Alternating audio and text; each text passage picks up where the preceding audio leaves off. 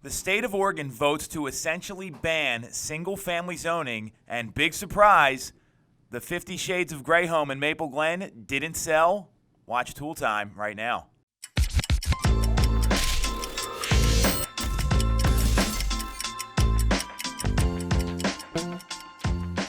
I'm Tom Toole. She is Jess Lion. We are back on Toole Time. Got some really interesting stuff to talk about here in terms of what the state of Oregon's done, as well as a not surprising story to me, because I know what's going on in the real estate market.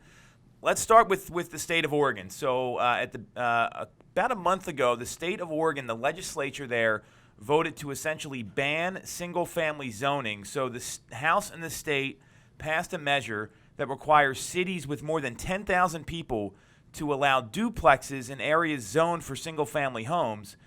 And in the Portland metro area, it goes one step further, requiring cities and counties to allow the building of housing such as quadruplexes and cottage clusters of homes around a common yard. And that bill went through the Governor Kate Brown, who is expected to sign it. So this is a big pivot from what a lot of townships and municipalities are doing here in Pennsylvania, where they have minimum lot sizes of like an acre, 2 acres, depending on if you're in Chester County, if you're closer to the main line. What do you think about all this, Jess?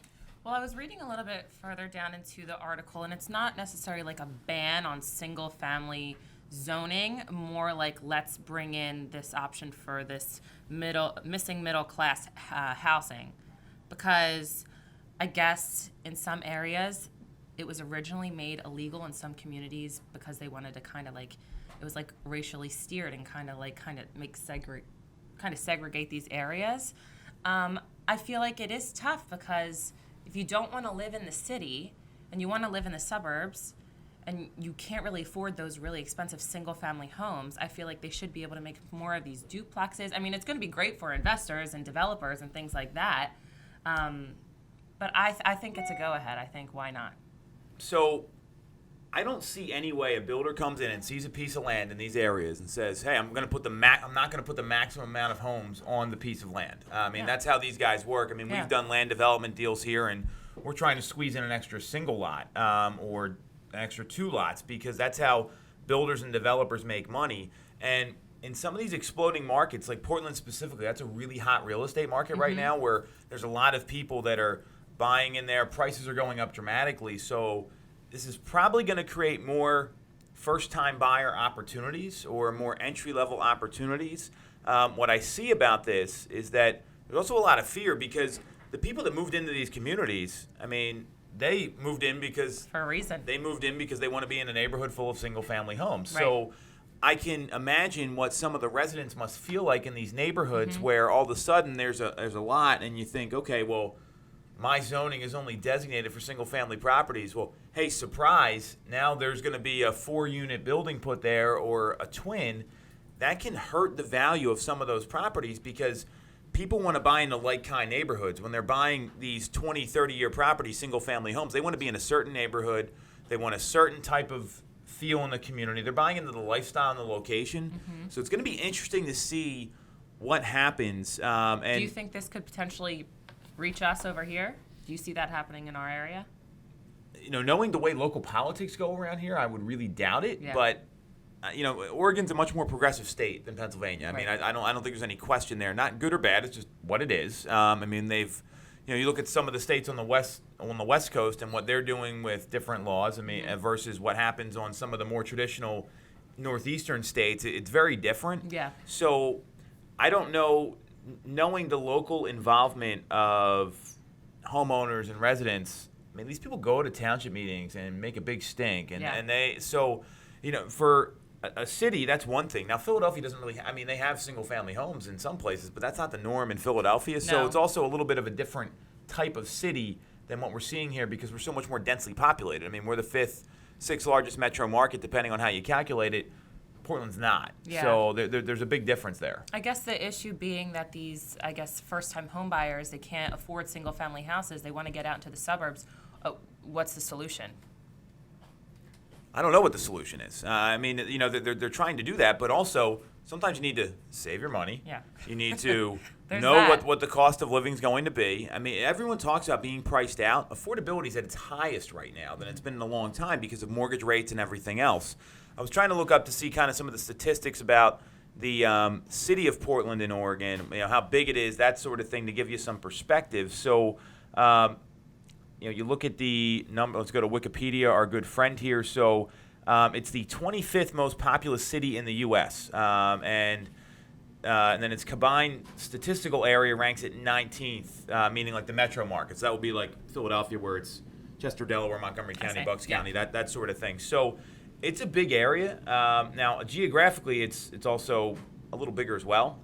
So, I mean, they're different types of cities. I mean, so you can't sit here and say, okay, it's going to happen in Philadelphia, because it's not. I mean, there are single-family homes that exist in places like Mount Airy, East Falls, those sort of neighborhoods. Mm-hmm. So what I know is that this is a big challenge, because a lot of builders, they want to come in and develop, and like if a lot's like 5 feet too short, they can't put up a duplex, or what we would call a twin here.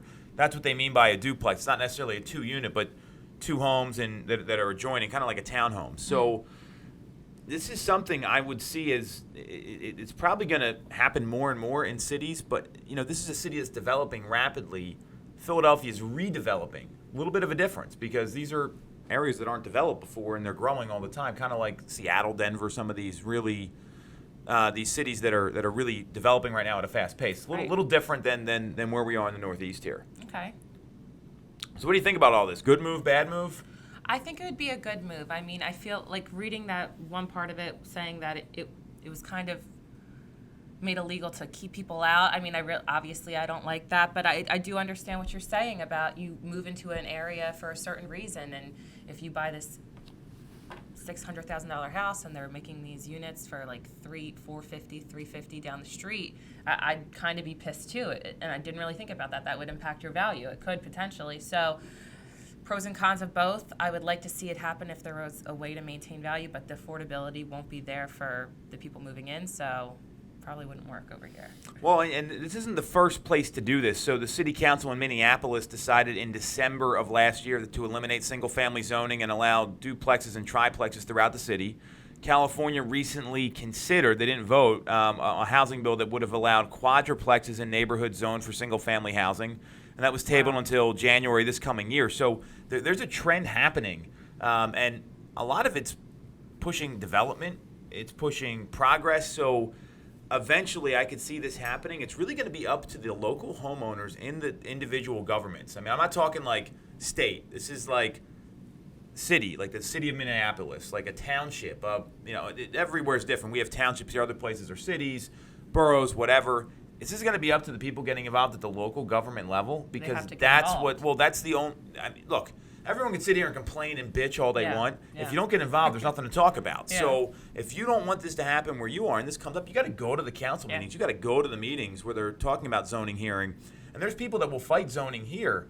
I just drove into the office yesterday on my way home. I noticed that there's a zoning hearing coming up for a piece of land right at the right along Providence Road and Route 3, and it's all posted, so everyone's got a chance to go. So you know about I don't know what they're doing. I'm not a resident of that particular township, so I have no standing there, but there's an opportunity to go. So if you are concerned about this, the only advice I have is actually go and make your voice heard, because that's the only thing that's going to matter. Absolutely.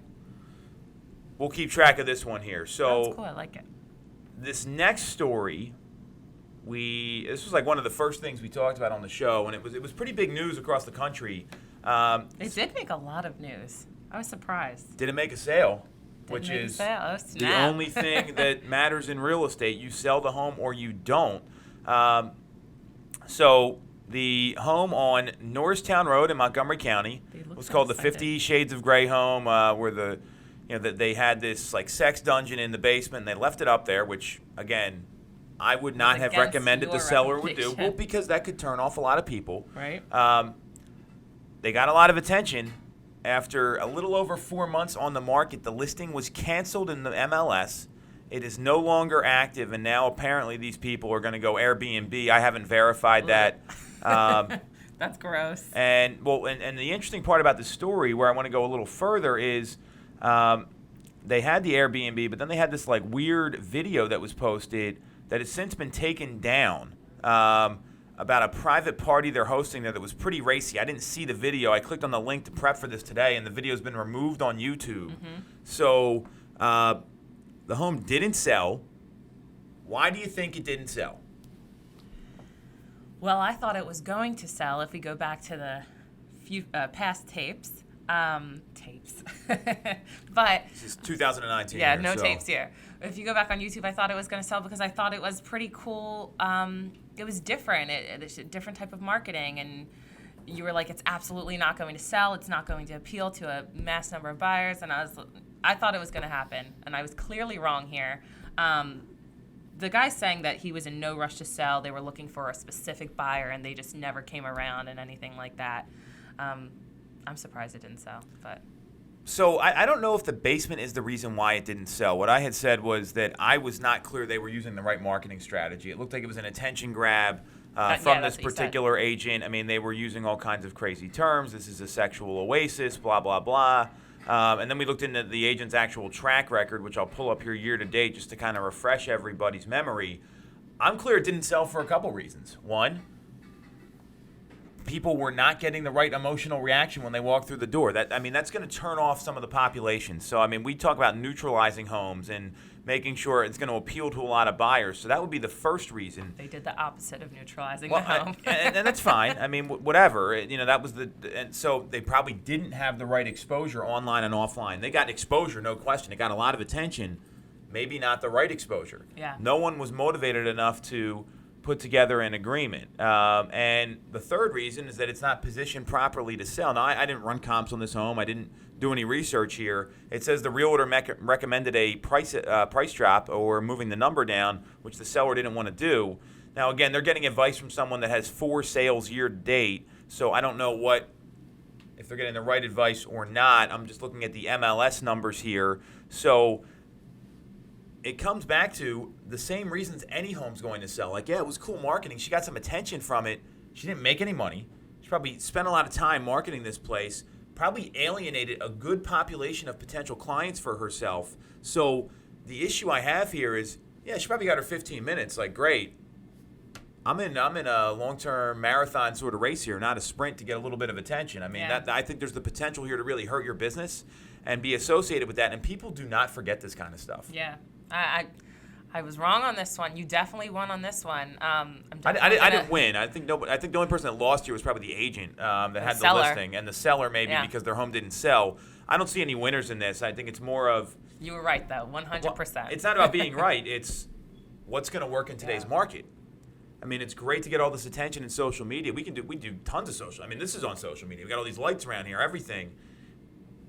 It's great to do all that, but you still have to go through and do your job as an agent. They were looking for a very, very specific buyer who, and like you're saying, turned off a bunch of people. So I'm definitely going to listen to your advice. Well, but why limit the buyers? Why look for that one person that's interested? And then not everybody's going to want that, or want to even talk about that they're interested in something like that. That's a very personal thing, and it's not. I'm not here to. There's no judgment here, but that's not something a lot of people are going to be okay with saying. Hey, this is what I'm into. That's a very private thing. So, I didn't get the strategy from the beginning, and unfortunately, I was right for the agent and the seller. What I will say is maybe we learned something from this, and that the tried and true methods to sell a home, it comes back to those 3 things. Absolutely. So we got some motivation here. Chris Voss, who was at the Tom Ferry Summit, the FBI negotiator. If you have not read his book, it is Never Split the Difference. Highly, highly recommend it. You can get a ton out of the book. There's some really great sales techniques in there. And he had a couple things he said. I'm going to give you 2 quotes. One's a little bit of a surprise here, Jess. The first was, truth equals predictability. Tell me about that. Truth equals predictability. Interesting. Or excuse me, I didn't say that right. It's trust equals predictability. That was the quote. This is from my notes here. I think if you can trust something, you can kind of trust that it's going to go a certain way. If they can trust you, maybe you can predict the outcome of what's going to happen. I'm thinking of he's probably talking about like a hostage situation. So if person trusts you, the negotiator, then you could predict what their next move would be. Maybe you can apply that to real estate. So he actually took it a little differently. So it was about negotiating, right? Because that's what he did. He negotiated with people. Yeah. So it was when you are predictable, people will trust you. So when they can predict when they're going to hear from you, when they can predict the actions you're going to take. Well, predictable is a little different than consistent, because predictable is, hey, I know that every Thursday I'm going to get an update on my house from my agent. That's predictable. It's also consistent, no question. But it's predictable. It's predictable to know, hey, here's what we're going to talk about today. Here's what we're going through. And that, to me, was great advice for any salesperson or any business person out there, because it's all about building trust. And if you become predictable, people are going to trust you more. Absolutely. Yeah. The other quote, which you were prepared for, so we'll give you that one, was, well, this was a little bit of a curveball. Every single question you will ask will trigger an emotional response on the other side. What does that mean to you? Something that I've been trying to put into play a lot lately. You 100%, to me, this is saying you need to think before you speak. Really think about what impact this is going to have on the other person. That way, you can kind of gauge what reaction they're going to give you and kind of play out where the conversation is going to go. That's how I see it. So to me, it's all about asking the right questions. And there's right questions to ask, and instead of telling people things, asking the right questions. So you may already think you know the answer to something, or maybe you're in a situation with your clients, your business, your spouse, whatever. And if you tell them, hey, this is how it is, that's a lot different than saying, how does this make you feel? Yeah. Or if this happened, how would that make you feel? Because then they're going to have that emotional response. So we're in a negotiation, right? And let's say you got someone, they find their dream home, and we're a few $1,000s apart. And you know it's getting tenuous as an agent. So do you want to say to them, hey, we're going to lose the deal if we don't accept this? Or how would it make you feel if we lost the transaction over a few $1,000s? I feel like one dramatic difference there, right? Yeah, I like, even hearing you say it, I'd be like, okay, well then let's just terminate it. Like, if that's what's going to be, like, forget it. But if how would it make me feel? It would make me feel like, oh, this was for nothing. And there's a completely different play on emotions there. Well, and that's the whole point. And when you're negotiating, this is a very emotional thing in real estate, and there's a lot of emotional things that happen in life. So if you're asking the right questions, I am so clear, and you become predictable, then people are going to trust you and want to work with you. So as opposed to telling them and forcing them that this is the way it's going to go. Yeah, well, I mean, we don't force anyone to do anything. Yeah. It's more of, hey, how are you going to feel if this happens? Because you know, or a good agent knows, or a good business person knows, this is what's going to happen if we give them this answer. I've done my work. I've done my prep work. I'm overly prepared for this. Yeah. I know exactly what's going on. So if you haven't checked out Chris's book, highly, highly recommend it. Amazing stuff for any salesperson out there. Doesn't matter what you're doing. I have to watch him on the summit. It was good. Yeah, I need to see it. All right. We'll be back next week.